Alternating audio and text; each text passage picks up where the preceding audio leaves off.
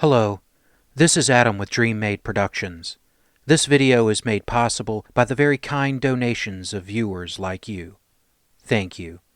If you are in a position to help this channel improve quality and grow, please visit my Patreon page at www.patreon.com/dreammadeproductions, linked below. It is the 31st century, and mankind is once again at war. The battlefields of the future are dominated by huge robotic war machines known as battle mechs. When I made my list of sleeper mechs, I mentioned that there are no bad mechs. And I stand by that. All mechs are useful in the right situation. But there are those mechs out there that I just don't understand. I've played these mechs over and over, but just can never make them work out for me. One of the great things with BattleTech is that you can always find a reason things are the way they are. With these mechs, either I am not thinking out of the box enough, or, if they are as challenging to use as I believe, that they are the result of not bad game design, but have in-universe reasons. So, without further ado, here are my Fave 5 battle mechs, in no particular order, that even after almost 30 years, I still just don't understand. And I'd be much obliged if anyone out there can enlighten me about them. The awesome AWS 8R. I've said it before and I'll say it again. I love the awesome. At least the 8Q and most of its derivatives. The 8R I just don't get. An 80-ton mech with a main weapon battery of 2 LRM-15s? Sure, the large laser helps protect it, but the 4 medium lasers of the catapult do a far better job protecting it, in my opinion. It's slow, like a siege weapon, but lacks the overwhelming firepower to be a true artillery piece. With only 8 reloads per launcher, it lacks the ammo reserves for a prolonged engagement. On the other side of the spectrum, it is far too slow for the shoot and scoot method of long-range fire support. The weapon's heat payload is strange as well. After running and alpha striking, the 8R still has 8 heat sinks that do nothing. The mech can take an engine hit and still run and alpha strike and take a flamer hit and still be at 0 heat. I am somewhat heat averse, but this seems kind of going overboard.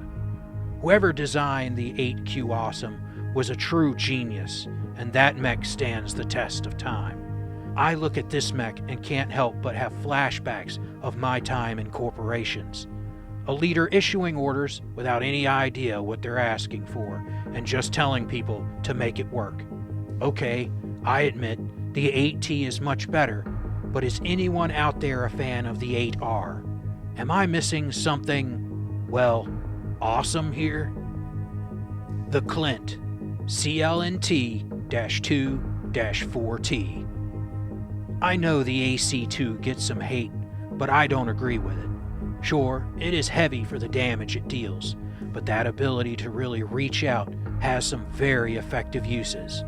Replacing the Clint's AC5 with an AC2 is not a bad idea. I can really see how that would work. Replacing the autocannon, the second medium laser, and the jump jets for 2 AC2s just seems a bad idea. Sure, the mech remains fast, but losing the jumping really reduces its ability on difficult terrain. I thought it would be a good bug hunter. It's fast enough to chase, and its long range would let it hurt them, until they just turned around and you realize you have less armor than a Jenner. The Blackjack's ability to flip arms adds so much to its AC2s. The Clint's lack of that ability stops it from pulling the old run away shooting anything behind you. I tried to use the AC2 Clint in battles with larger mechs, but with just 2 crit seeks at long range and no way to protect itself up close, the Blackjack is again far, far, far superior. To all the Clint fans out there, I'm sorry. This is a mech I just can't seem to get use out of. Please, If someone out there knows how to make this mech shine, let me know. The Vulcan Vl-2t. For a long time, a joke of mine was that the only bad thing ever to come out of BattleTech was the Vulcan. Don't get me wrong, I like the strange look of the Vulcan, but I just can't get this thing to work well. I understand the theory, an AC-2 for long range, a medium laser for soft targets, and the flamer and machine gun to deal with infantry. As an infantry support mech, it is far too fast. The jump jets are fine, but unless you are trying to keep up with the fastest APCs, 696 is just too much. As a battle mech, the weapons are just too across the map to deal with most other battle mechs, or all but the lightest of combat vehicles. True, the machine gun and flamer murder infantry, so that works, but the light armor keeps it from taking the beating for the infantry. I think one problem is that the fire starter does its infantry job so well. On the other side, the good old urban mech, or the Flea 4, would be better weapon platforms for infantry support. Maybe the Vulcan is designed to do every job, and there is an argument for that. The problem for me is that I can't get it to do any job well. Is there anyone out there that has made this thing work? The Locust Lct -1s. The old joke of the Lyran's love of assault mechs sometimes makes it hard to believe they have any mechs as light as the Locust, let alone a custom version. I hear a lot of hate about the 1M Locust, and I can kinda see why. But at least with the 1M, you can always use the scoot and shoot method with the LRMs. Just flip arms, run away, lobbing LRMs at anything following. Should work, as long as you are on a long, open, flat environment and your enemy has no choice but to chase you. The 1S Locust dual SRM2s can't do that. Sure, they can flip arms, but you have to get in close. The Locust is not exactly known for its durability, and this mech sacrifices a full ton of the already limited protection while still requiring the pilot to get in close. I've used a 1M to take down a stock 1V, and another time a Stinger 3R, but only just. The Lyrans are known for purchasing their positions, and the 1M makes me think someone purchased a mech designer position. If you like the 1M, please let me know how to use this thing. I love the Locust, but I just can't get this bug to do anything but get squished. The Spider Sdr 5K. Okay, the Spider is a great recon mech. Jumping in at 8 or running in at 12, this thing is hard to hit. It has enough weapons to be dangerous for most light mechs and is fast enough to get away from anything, even most clan mechs. The 5K removes a medium laser to make room for dual machine guns. Not a horrible trade until you realize you still need to make room for ammo. The designer's answer? Drop jump jets. Not a good idea. The Spider lives or dies from its speed, and you are limiting its speed. What's the worst part? Someone already solved the problem, using my patented method.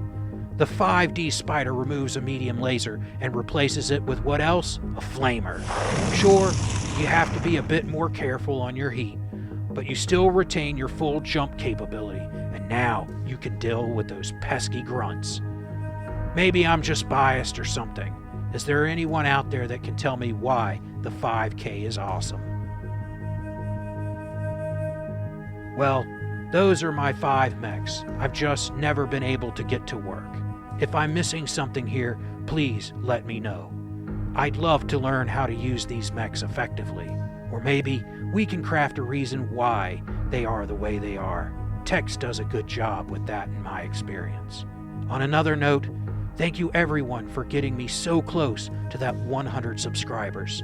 Just a few more to go, and I'll be giving away that beginner's box and begin the long climb to 1,000 subs and do a much larger giveaway. Don't forget, you still have time to enter to win a digital copy of the anime Gleipnir. The next battle report will have the winner, and I've not gotten many replies, so you will have a good chance at walking away with a Funimation digital code. I enjoyed the show, so if you are interested, please let me know. Thank you for giving me the opportunity to entertain you, and as always, I hope you enjoy the battle reps that are to come.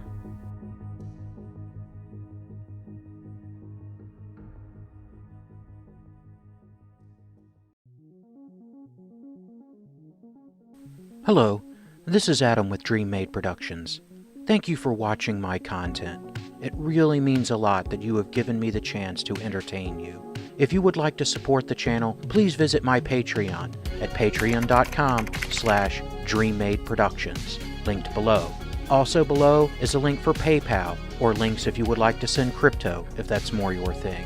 Please know any amount that you give will be cherished and used to upgrade equipment and improve the channel. You can also help the channel by subscribing, turning on notifications, liking, commenting, and sharing my channel with anyone you think might be interested.